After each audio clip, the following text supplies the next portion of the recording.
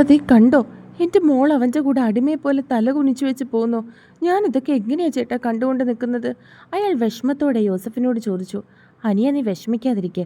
വൈകിട്ട് ജോർജ് ഇങ്ങോട്ടേക്ക് വരുന്നുണ്ട്. നമ്മുടെ മോളെ ബലമായിട്ട് അവിടെ പിടിച്ചു വെച്ചേക്കുമല്ലേ അവൻ. പിന്നെ അവളെക്കൊണ്ട് ഭീഷണിപ്പെടുത്തിയവൻ മിന്നു കെട്ടിയതല്ലേ. ജോർജ് പോലീസുകാരുമായിട്ട് വൈകിട്ട് ഇങ്ങോട്ടേക്ക് എത്താന്ന് പറഞ്ഞിട്ടുണ്ട്. അതുവരെ അവൻ കിടന്ന് എന്താണെന്ന് വെച്ചാൽ ചെയ്യട്ടെ. നമ്മുടെ മോള് നമുക്കെതിരായിട്ടൊന്നും പറയില്ലല്ലോ. നമുക്ക് അവളെ കൂട്ടിക്കൊണ്ടുവരാം. നീ സമാധാനമായിട്ടിരിക്കെ. അയാൾ ഫ്രാൻസിസിനെ സമാധാനിപ്പിച്ചു. അവനെൻ്റെ മോളെ എന്തെങ്കിലും? അയാൾ സംശയത്തോടെ ചോദിച്ചു. അതോർത്ത് നീ എന്തായാലും പേടിക്കേണ്ട കാര്യമില്ല. കാര്യം അവൻ വലിഞ്ഞു കയറി ഇങ്ങോട്ടേക്ക് വന്നതാണെങ്കിലും അങ്ങനെയുള്ള കാര്യങ്ങളൊന്നും അവൻ ചെയ്യില്ല. അവളുടെ സമ്മതമില്ലാതെ അവളുടെ ദേഹത്ത് പോലും അവൻ തൊടില്ല. അത് നമുക്കെല്ലാവർക്കും അറിയാവുന്ന കാര്യമല്ലേ. നമ്മളെല്ലാവരും കൂടിയല്ലേ അവനെ ജയിലിലാക്കിയത്. അതവന് നന്നായിട്ടറിയാം. അതിൻ്റെ ദേഷ്യം നമ്മളോട് കാണിക്കാൻ വേണ്ടിയിട്ടാണ് അവൻ നമ്മുടെ മോളെ പിടിച്ചു വെച്ചിരിക്കുന്നത്. അവളവൻ്റെ കൂടെയുള്ളപ്പോൾ നമ്മൾ അവനെതിരായിട്ടൊന്നും ചെയ്യില്ല എന്ന് അവന് നന്നായിട്ടറിയാം. അതിനു വേണ്ടിയിട്ടാണ് അവൻ അവളെ പിന്നെ കെട്ടി കൂടെ നിർത്തിയിരിക്കുന്നത്. അല്ലാതെ നീ വിചാരിക്കുന്ന പോലെ ഒന്നും നടക്കാൻ പോകുന്നില്ല. പറഞ്ഞതും ഫ്രാൻസിസ് തലയാട്ടി. അവൻ സേറയെ കൊണ്ട് ഒരു തുണിക്കടയിലേക്കാണ് പോയത്. അതിൻ്റെ മുൻപിൽ കൊണ്ടുവന്ന് കാറ് നിർത്തിയതും അവൾ ചിരിച്ചുകൊണ്ട് അവനെ നോക്കി. എന്താടി? അവളുടെ നോട്ടം കണ്ട് അവൻ പുരികം പൊക്കി ദേഷ്യത്തോട് ചോദിച്ചു. അപ്പോൾ എന്നോട് സ്നേഹമൊക്കെ ഉണ്ടല്ലേ? അവൾ കുഞ്ഞുകുട്ടികൾ ചോദിക്കുന്നത് പോലെ തലയാട്ടി അവൻ്റെ മുഖത്തേക്ക് നോക്കി ചോദിച്ചു. പിന്നെ സ്നേഹവും കോപ്പുമൊന്നുമല്ല. നീ ഈ ഡ്രസ്സ് ഇട്ട് നിന്നിട്ട് വേണം വിയർപ്പിൻ്റെ നാറ്റം വരാൻ. രാവിലെ ഇട്ടുകൊണ്ട് പോയതല്ലേ ഈ യൂണിഫോം. ഇറങ്ങങ്ങോട്ട്. അവൻ അവളെ പുച്ഛിച്ചുകൊണ്ട് പറഞ്ഞതും അവൾ മുഖം വീർപ്പിച്ചു വെച്ചുകൊണ്ട് അവനെ നോക്കി. എന്താ? അവൻ സംശയത്തോട് ചോദിച്ചു. അതിന് വേണ്ടിയിട്ടാണ് ഈ ഡ്രസ്സ് എടുക്കാൻ ഇങ്ങോട്ട് വന്നെങ്കിൽ വേണ്ടായിരുന്നല്ലോ. എൻ്റെ മുറിയിൽ, എൻ്റെ അലമാരിയിൽ എൻ്റെ പപ്പന്മാരും മമ്മിമാരും വാങ്ങിത്തന്ന ഇഷ്ടം പോലെ മോഡേൺ ഡ്രസ്സുകളുണ്ട്. ഹോ, എന്നെ വിയർപ്പിൻ്റെ നാറ്റാണെങ്കിൽ എന്തിനാ കെട്ടാൻ വന്നത്? എൻ്റെ വിയർപ്പിൻ്റെ നാറ്റത്തെ ഇഷ്ടപ്പെടുന്ന നല്ല ചെക്കന്മാർ വന്നേനെ. അവൾ മുഖം കൂട്ടിക്കൊണ്ട് പറഞ്ഞു. ഓ, ഇപ്പം വരും നിന്നെ കെട്ടാൻ. അവൻ പുച്ഛിച്ചു. അതെന്താ? എനിക്കെന്താ ഒരു കുറവ്? സൗന്ദര്യമില്ലേ? വെളുപ്പില്ലേ? മുടിയില്ലേ? ശരീരമില്ലേ? നല്ല സ്വഭാവമില്ലേ?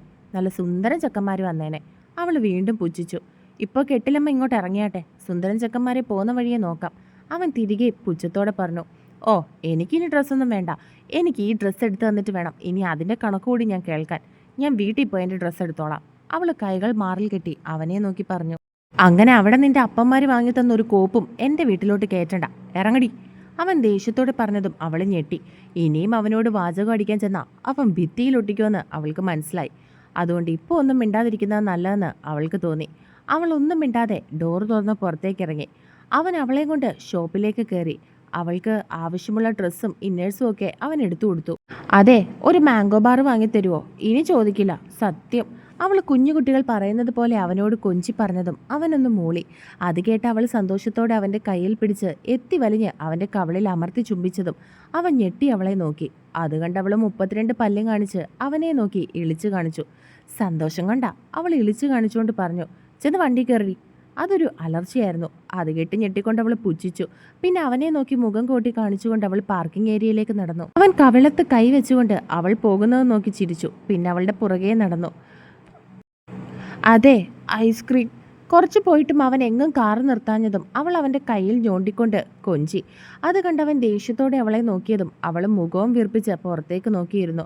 കുറച്ച് നിമിഷങ്ങൾ കഴിഞ്ഞതും അവനൊരു ഐസ്ക്രീം പാർലറിൻ്റെ ഫ്രണ്ടിൽ വണ്ടി കൊണ്ടുവന്ന് നിർത്തി. അത് കണ്ട് അവൾ കണ്ണുകൾ വിടർത്തി അവിടേക്ക് നോക്കി. പിന്നെ കാറിൽ നിന്നും ഇറങ്ങി ഒരൊറ്റ ഓട്ടോ ആയിരുന്നു അങ്ങോട്ടേക്ക്. ഇവളെന്തുവാ ഐസ്ക്രീം ഒന്നും കാണാതെ കിടക്കുമായിരുന്നോ? അവൻ സ്വയം പറഞ്ഞുകൊണ്ട് കാറിൽ നിന്നും ഇറങ്ങി അങ്ങോട്ടേക്ക് നടന്നു. ഇച്ചാന് വേണോ ഐസ്ക്രീം? അവൾ കൈ ചൂണ്ടി അവനോട് ചോദിച്ചു. എനിക്കെങ്ങും വേണ്ട. അവനതിനെ പുച്ഛിച്ചു. ആ, വേണ്ടെങ്കിൽ കഴിക്കണ്ട. ചേട്ടാ, എനിക്കൊരു മാംഗോ ബാർ, ഒരു ചോക്ലേറ്റ് കോൺ, പിന്നെ ഒരു വാനില. അത് ടിന്നില മതി. മറ്റേ ഫാമിലി പാക്ക്. അവൾ ഓരോന്നായി ഓർഡർ കൊടുത്തു. സെറ, ഇതെല്ലാം തണുപ്പാ.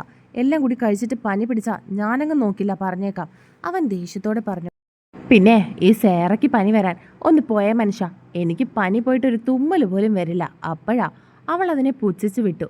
അവനതിന് മറുപടി ഒന്നും പറയാതെ അവളെ നോക്കി പുച്ഛത്തോടെ തലയാട്ടി. അവൾ മാംഗോ ബാർ അവിടെ വെച്ച് തന്നെ കഴിച്ചു. പിന്നെ കോണുമായിട്ട് കാറിൽ കയറിയിരുന്നു. അവൻ പൈസ കൊടുത്തിട്ട് കാറിലേക്ക് കയറി. അവളപ്പോൾ കോൺ കഴിക്കാൻ എടുക്കുകയായിരുന്നു. സെറ, ഇപ്പോൾ ഒന്ന് കഴിച്ചതല്ലേ ഉള്ളൂ, കുറച്ച് കഴിയട്ടെ. അവൻ അവളെ നോക്കി വീണ്ടും പറഞ്ഞു. ഇത് അലിഞ്ഞു പോവും, സാരമില്ല, കുറച്ച് കഴിഞ്ഞിട്ട് കഴിക്കാൻ ഫാമിലി പാക്ക് വാങ്ങിയിട്ടുണ്ടല്ലോ. അവൾ ഇളിച്ചു കാണിച്ചുകൊണ്ട് പറഞ്ഞു. അവളോടൊന്നും പറഞ്ഞിട്ട് കാര്യമില്ല എന്ന് മനസ്സിലാക്കിയ അവൻ അവൾ എന്തേലും കാണിക്കട്ടെ എന്നുള്ള രീതിയിലിരുന്നു. അവൻ്റെ കണ്ണുകൾ ഡ്രൈവിങ്ങിനിടയിലും അവളെ തേടി പോയിക്കൊണ്ടിരുന്നു. എന്നാൽ അവൾ അതൊന്നും ശ്രദ്ധിക്കാതെ ഐസ്ക്രീം കഴിക്കുന്ന തിരക്കിലും. അവൾ അത് നാവുകൾ കൊണ്ടും ചുണ്ടുകൾ കൊണ്ടും ഒഴിഞ്ഞ് ആസ്വദിച്ച് കഴിക്കുകയായിരുന്നു. അത് കണ്ടതും ക്രിസ്റ്റിക്ക് ഒരു കുസൃതി തോന്നി. അവൻ ബലമായിട്ട് അവളുടെ ഐസ്ക്രീം പിടിച്ചിരുന്ന കൈകൾ അവൻ്റെ ചുണ്ടിൻ്റെ അടുത്തേക്ക് അടുപ്പിച്ചിട്ട് അതിലുണ്ടായിരുന്ന ഐസ്ക്രീം വായിലാക്കി. കോൺ മാത്രം ബാക്കിയായി. അത് കണ്ട് ഞെട്ടി അവൾ അവനെ നോക്കി. അവൻ ഒരു കൈ സ്റ്റിയറിങ്ങിൽ പിടിച്ച് മറു കൈകൊണ്ട് വാ തുടച്ചു. പിന്നെ ഒന്നും അറിയാത്തതുപോലെ ഡ്രൈവിങ്ങിൽ തന്നെ ശ്രദ്ധിച്ചിരുന്നു. ദുഷ്ടൻ, കാലൻ, പട്ടി, തിണ്ടി, അവൾ പതിയെ പറഞ്ഞു. എന്താടി നീ ഇരുന്ന് പിറുപിറുക്കുന്നത്? അവൻ ദേഷ്യത്തോടെ ചോദിച്ചു. ഇച്ചാൻ ഐസ്ക്രീം വേണോന്ന് ഞാൻ ചോദിച്ചതല്ലേ, അപ്പോൾ വേണ്ടാന്ന് പറഞ്ഞിട്ട്? അവൾ ദേഷ്യത്തോടെ പറഞ്ഞു. അപ്പോൾ വേണ്ടായിരുന്നു, ഇപ്പോൾ വേണമായിരുന്നു. അവൻ ചിരിച്ചുകൊണ്ട് അവളെ കളിയാക്കി. അവൾ മൂളിക്കൊണ്ട് പുറത്തേക്ക് നോക്കിയിരുന്നു. ആ കോണ് കഴിക്ക്, അവൻ പുരികം പൊക്കി കാണിച്ചുകൊണ്ട് അവളെ കളിയാക്കി പറഞ്ഞു. ഇനി ഇതായിട്ട് എനിക്കെന്തിനാ, എന്നാ കഴിച്ചോ. അവൾ അത് അവനെ നേരെ നീട്ടിക്കൊണ്ട് പറഞ്ഞു. എനിക്ക് വേണ്ട, തനിയം കഴിച്ചാൽ മതി. അവൻ പുച്ഛിച്ചു കാണിച്ചു. ഐസ്ക്രീം അവൻ കഴിച്ച ദേഷ്യത്തിൽ അവൾ ഗ്ലാസും തുറന്ന് അതെടുത്ത് പുറത്തേക്ക് കളഞ്ഞു. അവൾ കലിപ്പിലാണെന്ന് അവന് മനസ്സിലായി. അവളുടെ വീർപ്പിച്ചു വെച്ച മുഖം കണ്ട് അവൻ മനസ്സിൽ ഊറിച്ചിരിച്ചു. വൈകിട്ട് വീട്ടിൽ വന്നിട്ടും ഐസ്ക്രീം അവൻ കഴിച്ചെന്ന് പറഞ്ഞ് അവൾ മിണ്ടാൻ പോയില്ല. അവൻ എടുത്തു കൊടുത്ത ഡ്രസ്സുകൾ ഓരോന്നും ഇട്ടിട്ട് അതൊക്കെ ഫോട്ടോ എടുത്ത് മിത്രയ്ക്ക് അയച്ചു കൊടുക്കുകയായിരുന്നു അവൾ. അപ്പോഴാണ് പുറത്ത് കോളിംഗ് ബെല്ലടിക്കുന്ന സൗണ്ട് കേട്ടത്. ഗിരി ആയിരിക്കുമെന്ന് കരുതി അവൾ ഡോറ് തുറക്കാൻ ചെന്നപ്പോഴേക്കും ഹാളിൽ കിടന്ന് മയങ്ങുകയായിരുന്ന ക്രിസ്റ്റി ചെന്ന് വാതിൽ തുറന്നിരുന്നു. അവൻ വാതിൽ തുറന്നതും മുൻപിൽ പോലീസുകാരെയാണ് കണ്ടത്. അവളുടെ വീട്ടുകാർ പറഞ്ഞു വിട്ടതായിരിക്കുമെന്ന് ക്രിസ്റ്റിക്ക് മനസ്സിലായി. ക്രിസ്റ്റി അവളുടെ വീട്ടിലേക്ക് നോക്കിയതും സിറ്റ് ഔട്ടിൽ നിൽക്കുന്ന യോസഫിനെയും ഫ്രാൻസിസിനെയാണ് കണ്ടത്. അതുകൂടി കണ്ടപ്പോൾ അവൻ അതങ്ങ് ഉറപ്പിച്ചു. പോലീസുകാരെ കണ്ട അവൾ സംശയത്തോടെ അവൻ്റെ അടുത്തേക്ക് ചെന്ന് നിന്നു. എന്താ സാർ, എന്താ കാര്യം? ക്രിസ്റ്റി സംശയത്തോടെ ചോദിച്ചു. നീയല്ലേ ക്രിസ്റ്റി? അയാൾ സംശയത്തോടെ തിരികെ ചോദിച്ചു. സാറുമാർ പിന്നെ ആരുടെ വീടാണെന്നും കരുതിയാ ഇങ്ങോട്ടേക്ക് വന്നത്? അവൻ തിരികെ ചോദിച്ചു. എടാ, കൂടുതൽ ഉണ്ടാക്കാൻ നിൽക്കല്ലേ. അയാൾ അവന് നേരെ കൈ ചൂണ്ടി. George Peter. അവൻ അതിന് മറുപടി പറയാതെ അയാളുടെ ഷർട്ടിൽ ഒട്ടിച്ചു വെച്ചിരിക്കുന്നത് കണ്ട് പുച്ഛത്തോടെ ഒന്ന് വായിച്ചു. എന്താടാ? അയാൾ അത് കണ്ട് ദേഷ്യത്തോടെ ചോദിച്ചു. ജോർജ് പീറ്റർ സാർ കുറച്ച് മാന്യമായിട്ട് സംസാരിക്കുമെന്ന് ഞാൻ പ്രതീക്ഷിക്കുന്നു. അതായിരിക്കും എനിക്കും സാറിനും നല്ലത്. ക്രിസ്റ്റി അയാളെ നോക്കി പറഞ്ഞു. ഇല്ലെങ്കിൽ നീ എന്തു ചെയ്യും? അയാൾ ദേഷ്യത്തോട് ചോദിച്ചു. അതെ, പോലീസുകാരുടെ മുടയൊക്കെ അങ്ങ് കയ്യിൽ വെച്ചിരുന്നാൽ മതി. അതൊന്നും ഈ ക്രിസ്റ്റിയോട് എടുക്കാൻ നിൽക്കണ്ട. അതൊന്നും കണ്ട് പേടിക്കുന്നവനല്ല ഞാൻ. ഒന്നുമില്ലെങ്കിലും 7 വർഷം ജയിലിൽ കിടന്ന് നിറങ്ങിയവനല്ലേ. ഇതൊന്നും കണ്ട് ഞാനെന്തായാലും പേടിക്കില്ല. അവൻ പുച്ഛത്തോടെ അയാളെ നോക്കി പറഞ്ഞു. അറിയാം, 7 വർഷം ജയിലിൽ കിടന്നവന് ഇതൊക്കെ കണ്ടാൽ പുച്ഛം മാത്രമേ തോന്നുകയുള്ളൂ എന്ന്. നീ അവിടെ പോലീസുകാരെ മര്യാദ പഠിപ്പിച്ചതൊക്കെ എനിക്കറിയാം. അയാളും തിരികെ പറഞ്ഞതും ക്രിസ്റ്റി ഒന്ന് ചിരിച്ചു. അയാളത് പറഞ്ഞതും അവളാണോ എന്നുള്ള രീതിയിൽ അവനെ നോക്കിക്കൊണ്ടു നിന്നു. മോളെ രക്ഷപ്പെടുത്താനാണ് ഞങ്ങൾ വന്നത്. അയാൾ അവളെ നോക്കി പറഞ്ഞതും അവൾ സംശയത്തോടെ അവരെ നോക്കി. മോൾ ആരെയും കണ്ട് പേടിക്കേണ്ട കാര്യമില്ല. മോളുടെ പപ്പയും മകളും ഞങ്ങൾക്ക് പരാതി തന്നിട്ടുണ്ട്. മോളെ ഭീഷണിപ്പെടുത്തി ഇവൻ വിവാഹം കഴിച്ചതാണെന്ന്. അതുകൊണ്ട് മോൾ ഇവനെതിരെ കംപ്ലൈൻറ്റ് തരണം. ബാക്കി കാര്യമൊക്കെ ഞാൻ നോക്കിക്കോളാം. അയാൾ പറഞ്ഞതും അവൾ ക്രിസ്റ്റിയെ നോക്കി. എന്നാൽ അവൻ അവളെ നോക്കാതെ അയാളെ നോക്കി നിൽക്കുകയായിരുന്നു. ഞാൻ പറഞ്ഞില്ലേ, മോൾ ആരെയും കണ്ട് പേടിക്കണ്ട. ഇപ്പം തന്നെ ഒരു കംപ്ലൈൻറ്റ് തന്നേക്ക്. അയാൾ വീണ്ടും അവളെ നോക്കി പറഞ്ഞു. അത് എന്നെ ഇച്ചായൻ ഭീഷണിപ്പെടുത്തി കൊണ്ടുവന്നതല്ല. ഞാൻ സ്വന്തം ഇഷ്ടപ്രകാരം ഇച്ചായൻ്റെ കൂടെ വന്നതാ. അവൾ പറഞ്ഞതും അയാൾ ഞെട്ടി ക്രിസ്റ്റിയെ നോക്കി. അവൻ അയാളെ നോക്കി പുച്ഛത്തോടെ ചിരിച്ചു. മോളെ, ഞാൻ പറഞ്ഞില്ലേ, മോൾ ഇവനെ കണ്ട് പേടിക്കുമൊന്നും വേണ്ട. അവനെ പേടിച്ചിട്ടാണ് അവൾ അങ്ങനെ പറയുന്നതെന്ന് കരുതി അയാൾ വീണ്ടും അവളെ നോക്കി പറഞ്ഞു. എനിക്കാരെയും പേടിയില്ല സർ, ഞാൻ സത്യം തന്നെയാണ് പറയുന്നത്. എന്നെ ആരും ഭീഷണിപ്പെടുത്തി മിന്നുകെട്ടിയതല്ല. ഞാൻ എൻ്റെ സ്വന്തം ഇഷ്ടപ്രകാരം ഇച്ചായൻ്റെ കൂടെ ഇറങ്ങി വന്നതാ. അവൾ പറഞ്ഞതും അയാൾ പെട്ടെന്ന് വല്ലാതെയായി. അറിയേണ്ടതൊക്കെ അറിഞ്ഞല്ലോ, സാറുമാർ ചെന്നാട്ടെ. പിന്നെ ഈ കംപ്ലൈൻറ്റ് തന്നവരോട് ചെന്ന് പറഞ്ഞേക്ക്, ഈ ക്രിസ്റ്റി എന്തേലും ആഗ്രഹിച്ചിട്ടുണ്ടെങ്കിൽ അത് സ്വന്തമാക്കാനും അറിയാമെന്ന്. അയാളെ നോക്കി പുച്ഛത്തോടെ പറഞ്ഞു. പിന്നെ മുണ്ടൊന്ന് മടക്കി കുത്തി. വേറെ നിവൃത്തിയില്ലാതെ അയാൾ അവരെ നോക്കിയിട്ട് തിരികെ പോയി. എന്താടി? പോകുന്നത് കണ്ട് നഖവും കടിച്ചുകൊണ്ട് നോക്കി നിൽക്കുന്ന അവളെ നോക്കി അവൻ ചോദിച്ചു. കുന്തം, ഇങ്ങേർക്കെന്താ? ചുമ്മാ മെക്കിട്ട് കയറാൻ വരുക കടുവ. ചുമ്മാതെങ്കിലും ഇങ്ങനെ ഭീഷണിപ്പെടുത്തി കൊണ്ടുവന്നതാണെന്ന് പറയേണ്ടതായിരുന്നു. അതെങ്ങനെയാ? പ്രേമം തലയ്ക്ക് പിടിച്ചിരിക്കുകയല്ലേ. അവൾ പിറുപിറുത്തുകൊണ്ട് അകത്തേക്ക് കയറിപ്പോയി. അവനത് കണ്ട് ചിരിച്ചുകൊണ്ട് വാതിലും അടച്ചു. സിറ്റൗട്ടിൽ നിന്ന് ഇതൊക്കെ കണ്ടുകൊണ്ട് നിന്ന അവരുടെ കണ്ണിൽ പക ആളി കത്തി. രാത്രിയിൽ അവർക്ക് രണ്ടുപേർക്കുമുള്ള ഫുഡുമായിട്ട് ഗിരി അവരുടെ വീട്ടിലേക്ക് വന്നിരുന്നു. ഗിരിയേട്ടാ, ഫുഡ് പൊളി, എനിക്ക് ഒരുപാട് ഇഷ്ടപ്പെട്ടു എന്ന് അമ്മയോട് പറഞ്ഞേക്കണേ. കഴിക്കുന്നതിനിടയിൽ അവൾ ചിരിച്ചുകൊണ്ട് ഗിരിയോട് പറഞ്ഞു. അത് കേട്ട് ഗിരി ഒന്ന് തലയാട്ടി.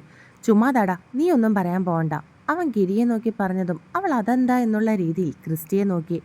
അതെ, നിന്റെ വേലയൊക്കെ കയ്യിലിരുന്നാൽ മതി. നീ ഇങ്ങനെ പറയുമ്പോൾ ഗിരി അത് എന്തായാലും ചെന്ന് അവൻ്റെ അമ്മയോട് പറയും. അപ്പോൾ എന്നും അവൻ്റെ അമ്മ അവൻ്റെ കയ്യിൽ നിനക്കുള്ള ഫുഡും കൊടുത്തുവിടും. അങ്ങനെ എൻ്റെ പൊന്നുമോള് ഇപ്പം സൂയിക്കണ്ട. മര്യാദയ്ക്ക് നാളെ രാവിലെ എഴുന്നേറ്റ് രാവിലത്തേതും ഉച്ചക്കലത്തേക്കും രാത്രിയിലത്തേക്കും ഒക്കെ ആഹാരം ഉണ്ടാക്കിക്കോണം.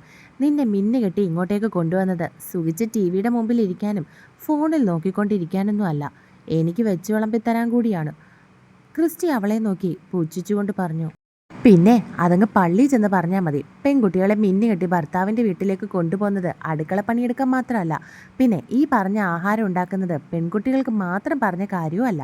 വിശക്കുന്നെങ്കിൽ തന്നെ അങ്ങോട്ട് ആഹാരം ഉണ്ടാക്കി കഴിക്കണം, അല്ലാതെ എന്നെ നോക്കി ആരും ഇരിക്കണ്ട, വെച്ചിട്ട് കഴിച്ചാൽ മതി. അവൾ മുഖം കൂട്ടി കാണിച്ചുകൊണ്ട് പറഞ്ഞു. അവർ സംസാരിച്ചുകൊണ്ടിരുന്നപ്പോഴാണ് അവളുടെ ഫോൺ റിങ് ചെയ്തത്. അവൾ അടുത്തിരുന്ന ഫോൺ എടുത്തു നോക്കി. മമ്മിയായിരുന്നു. മമ്മിയാ? അവൾ അവരെ നോക്കി പറഞ്ഞു. മമ്മിയോട് പറയും വിഷമം സഹിക്കാൻ വയ്യാതെ ഇവിടെ ഷാപ്പാട്ടടിക്കുകയാണെന്ന്. ക്രിസ്റ്റി അവളെ നോക്കി ചിരിച്ചുകൊണ്ട് പറഞ്ഞു. മിണ്ടല്ലേ. അവൾ വിരലുകൾ ചുണ്ടിൽ വെച്ച് അവരെ നോക്കി പറഞ്ഞിട്ട് ഫോൺ എടുത്തു. മമ്മി, അവൾ എടുത്ത പാടെ വിഷമത്തോടെ വിളിച്ചു. മോളെ, അവൾ സങ്കടത്തോടെ പറഞ്ഞു. മമ്മി വിഷമിക്കണ്ട, എനിക്ക് കുഴപ്പമൊന്നുമില്ല, അവൾ അവരോടായി പറഞ്ഞു. മോളെന്താ പോലീസുകാർ വന്നപ്പോൾ അങ്ങനെ പറഞ്ഞത്? മോക്ക് പറഞ്ഞുകൂടായിരുന്നോ നിർബന്ധിച്ച് കെട്ടിയതാണെന്ന്? അവർ വിഷമത്തോട് ചോദിച്ചു. അത് പിന്നെ അവൾ എന്ത് പറയണമെന്ന് അറിയാതെ കുഴഞ്ഞു. പറഞ്ഞ വല്ല റെക്കോർഡിംഗ് ആണെങ്കിൽ പിടിവീഴും. സത്യം പറയാന്ന് വെച്ചാൽ അതും പറ്റില്ല.